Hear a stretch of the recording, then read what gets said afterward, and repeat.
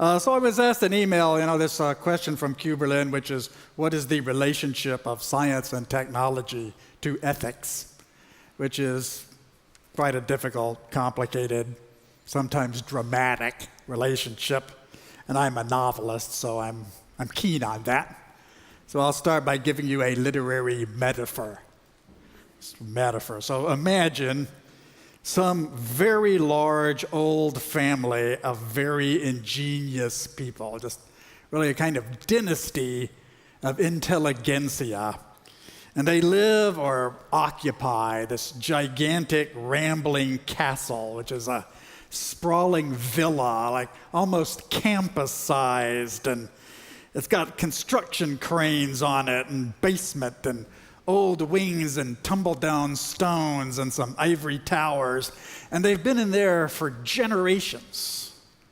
It's just breeding and missing each other, stumbling over each other. A trilogy of family dynasty novels could be written about them. Just, hundreds of characters, so many you lose track, and it's just kind of endless in this huge, crowded mess of a castle, which is kind of half lab and half ruin.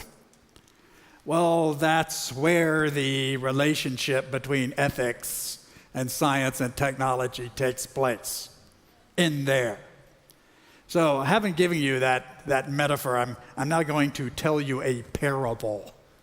Because a parable is a brief story that has an ethical message in it. So, about 15 years ago, I was a participant in a technical ethics conference in the year 2004. And this was an international symposium on robot ethics. And I got asked to go. I was the token science fiction writer among the metaphysicians and ethicists and robot experts in the Italian town of San Remo, in the beautiful Italian Riviera. And we were all gathered together in a large, rambling, old-fashioned villa. It's kind of a private castle, really, which had once belonged to Alfred Nobel. It was called the Villa Nobel, although he hadn't built it. He'd actually bought it. It was a very old place. Old, rambling, big villa, full of us metaphysicians and robot guys, and it was overlooking the Mediterranean. Very peaceful, had a laboratory, big garden full of Italian flowers, had a couple of cannon in the laboratory. Nobel liked to blow stuff up in there. He was the inventor of dynamite, among many other things, and an international arms dealer. So he was born in Sweden, but he'd moved to Italy, to San Remo, because he got in trouble with the French government because he sold the Italian army a lot of explosives. So the French didn't take this very well. He was chased out by scandal. So he relocated to Italy, to this very pleasant villa where he spent a lot of money upgrading the place. And then his brother happened to die. And the French press made the mistake of thinking it was actually Alfred Nobel rather than one of his brothers. So they rushed his obituary into print. And Alfred Nobel got to read his own obituary. It's like the French thought he was dead, and they wrote in a banner headline, "The Merchant of Death is dead." And Alfred didn't take this well. He was actually upset to realize that posterity was going to think of him as a merchant of death. And he didn't think, well, wait a minute, I'm Alfred Nobel. I'm not an ethical monster of some kind. Why are they accusing me of being a murderer? I'm a chemical engineer. I'm a scientist. I'm a technologist. I'm the inventor of many other things besides dynamite. I have 350 patents. I employ people all over the world. Everything I touch turns to gold. I'm a successful businessman. The money's pouring in. Okay, he was not a saintly figure. He had like a rather turbulent personal life with like 3 mistresses, no children, this kind of thing. Something of a billionaire playboy, really. But he was so upset by this public reaction to the idea of his death that he decided he would invent an institution that would advance civilization. He was going to actually do something ethical as a scientist and technologist an institution that would make the world better. He would establish a prize and a foundation to distribute money and fame to ingenious scientists and technologists who were making the world a better, more advanced place.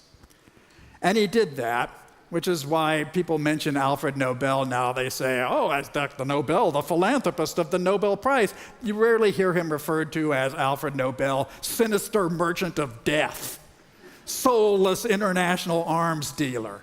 So, this is an existence proof that you can, in fact, morally redeem yourself from a bad public reputation as an ethical malefactor. And you can, in fact, be seen by the ages, by posterity, as an ethical leader and a great philanthropist. I mean, the guy did it. He achieved that particular trick. And he was our host, me and the robot experts and the philosophers and the metaphysicians. So we're all in this sort of broken down, slightly decayed villa. Still very handsome, got a lot of relics there, part of his library and so forth. So we're like discussing the ethics of robots. There we are in 2004, and we're busily looking at one another. It's like, okay, what is the relationship of ethics to the science and technology of robotics? Anybody have an idea? And we're just kind of discussing it around the round table. And I was surprised to find that my colleagues in this symposium were particularly upset about killer robots. They really wanted to discuss robots murdering people. This is kind of like job one for them. And I'm a science fiction writer. Obviously robots could kill people. I mean, when the word robot was invented in a play in Prague in the 1920s, RUR, Rossum's Universal Robots by Karl Čapek, in this original drama about robots, the robots kill everybody on Earth. Wipe us out to the last man and woman. So as soon as robots show up, as science fiction projections, they just murder everybody. So I told my fellow participants, look, this is the most old-fashioned possible idea about robots, that they would murder everybody. I mean, it's not an advanced idea. It's something science fiction writers have been writing about for decades. If you read the works of Isaac Asimov, he's got his 3 rules of robotics. Number 1 is the robots don't get to shoot or kill or maim anybody. And if you think about it, really, I mean, obviously if robots are walking around routinely assassinating people, that's going to be a very cruel, wicked, and morally backward civilization. How is such a decadent society possibly going to live? I mean, how could we even dwell with killer robots among us? Why don't we consider other aspects of robotics instead, automation or maybe self-driving cars and so forth. So that's what I was telling them. But these ethicists were nevertheless extremely interested in this philosophy of robots killing people, only because in ethics, murder is really well understood as something you don't want to do. They're very keen on things like the trolley problem of how many people could die under some other situation. So I really couldn't stop them from dwelling on the concept of robots slaughtering people. And when they asked me what the heck I thought I might have to offer, well, I said, okay, Mr. Cyberpunk science fiction writer, what do you think is going to happen? As a futurist, I said, well, robots are originally a theatrical presentation, and there's really not a lot of robots of the kind that we thought, but we're going to have scientists who are going to do basic research, and then we're going to have engineers who are try to develop some of these ideas from the laboratory, and then we're going to have marketers who are going to try to actually sell these things and establish business models for them and come up with product lines for robots. And then we'll have designers who will try to make the robots more user-friendly and a little less hostile and so forth. But none of these people are going to speak to one another. And eventually, the street will find its own uses for things. Once robots are actually existing, you're going to see a lot of sort of post-consumer alteration. And people just finding weird uses for robotics that nobody could ever possibly predict or expect. But there's nobody who is in central charge of the robotics bureau. I mean, we have the Food and Drug Administration, but we don't have a robotics administration. So we don't really have any way to stop these things from developing sort of hither and thither, sort of propelled here and there by marketing and political forces, and that's what I would expect, and that's what I told them. You can't really control the development of robots any more than you can control the development of dynamite, now that we've got a lot of dynamite around thanks to our host, Mr. Nobel. All right, a little bit. You can do some things about dynamite, explosives, alcohol, tobacco, and firearms, but it's not like dynamite ever goes away. So that was what I had to say to them. I'm afraid it wasn't very useful. And now it's 2018, and we're like obsessed with robot autonomous weapons, because it's become quite clear to us in the ensuing 14 years that, yeah, we could have robots offing people, just blowing people away without much trouble at all. And morally and ethically, it's just as shocking as it was in 2004. It's just that it's a lot more scientifically and technically practical than it was 14 years ago. So this month, the United Nations Secretary General, a gentleman named Antonio Guterres, you may have heard of him, kind of a leader of modern civilization since he's the UN Secretary General. He was at the Lisbon Web Summit, which got some mention here earlier. November 6, 2018, he's at this conference in Lisbon, so I'll quote him directly in English. He says, "Machines that have the power and the discretion to take human lives are politically unacceptable, are morally repugnant, and should be banned by international law."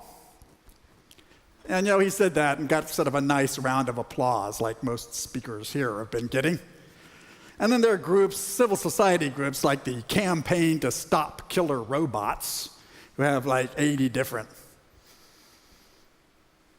groups, hangers-on or allies who are sort of showing up. They were considered a bit eccentric when they were founded, but now they're getting kind of a lot of traction. The Campaign to Stop Killer Robots.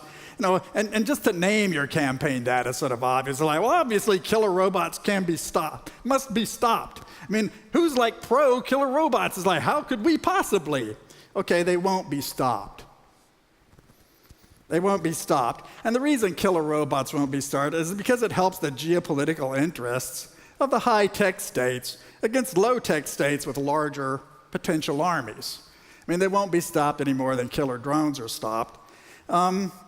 It sort of leaves you with the issue of like, what will that actually be like? Well, it'll be something like this.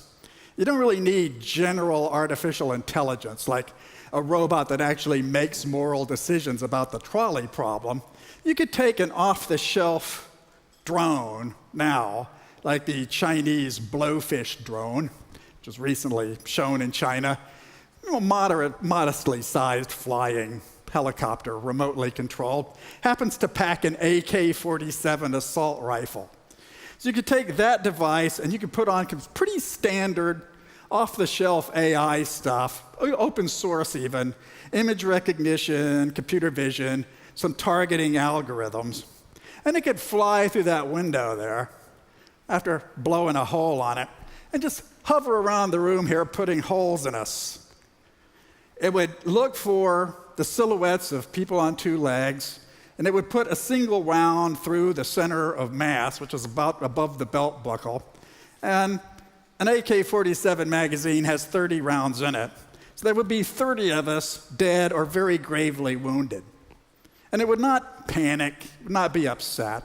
It would follow its programming. It wouldn't be in any hurry. We'd be in a hurry, but there's about 300 of us in here, so it wouldn't have much trouble picking off 30. And why us? Well, why not us? We've got like political activists from all over the world here. People who've got like a lot of enemies. It might be cheap to do, and the people who sent it in would presumably think they were getting away with it. Sort of like throwing a hand grenade through the window, except from farther away. So, what would happen after this massacre? Okay, we would not be in a speculative or futurist situation. This would not be a science fictional fantasy for us. There'd be blood all over the floor here, and we would be in direct physical contact with a dreadful moral evil. A massacre would have occurred in this room. It would be really sinister and severe. And how would the world react? Well, they'd be very, very upset for about 48 hours, like a news cycle, and we get a lot of thoughts and prayers. there'd be really a lot of sympathy expressed toward us, and we get, the survivors would get some supportive email and so forth. But it would not actually lead to the abolition of devices that could do what I just said devices could do. On the contrary, there would be an arms race to make a lot more of these, or to invent anti-drone measures, iron netting on the window and so forth. And we would be morally traumatized by it, and some of us would be radicalized, but we would not really, it would be very similar to our experience with drone killings, suicide bombings, American gun massacres. Those are all morally and ethically unacceptable, but they happen all the time. 300 times a year in the US. People are shot up with weapons of that kind. These quotidian things happen every day. So in conclusion, I'll return to my metaphor of the rather run-down old castle. And when you're an ethicist in that castle, you're like the guy who notices that the roof is leaking in the nursery. So you go out and you talk to the other scientists and technologists in it, and you say, well, it's kind of leaky. There's seems to be some problem with the roof here, and the kids might catch cold or something. And they would agree, oh yeah, the leaking roof is pretty bad, but then they would temporize. They would say things like, well, nobody really wants the roof to leak on the children. We could repair the roof, but it's kind of expensive and it's been there long. How about we put on a new door instead? It's we have guests coming, and it'd be better if we had the door. Or, we have fewer kids in there than we used to. It's not a priority. It's not like there's 100 kids under the leaky roof. We only have 57. The kids love tents. We'll put some tents in the room. We'll get buckets. Kids like rain. They don't know any different. It'll be great. And then you would argue, but wait a minute. It will even financially pay in the long run. You can't just have the roof leaking. There'll be mushrooms in there, and rats will appear. Oh, there's no mushrooms and rats now. You're being hysterical. Don't worry about it. We'll find some other method to do it. And, it continues, and you come in whining, complaining, until one day the roof falls in on the children. And then they're like, oh my God, in heaven, the roof fell on the children. This is an emergency. This is terrible. And you're like, I kind of warned you about the roof. Oh, shut up. It's, how can you, this is not the time to speak of such matters. Under no circumstance, we need blood transfusions, the thoughts, the prayers. And then they get the transfusions and, well, they kind of forget about the painful episode. It's put that behind us. We're not going to put any children in that room anymore. We'll just nail up that door and kind of forget about it and try to move somewhere else. That's the relationship between ethics, science, and technology. So I hope that answers your question, and thank you for your attention.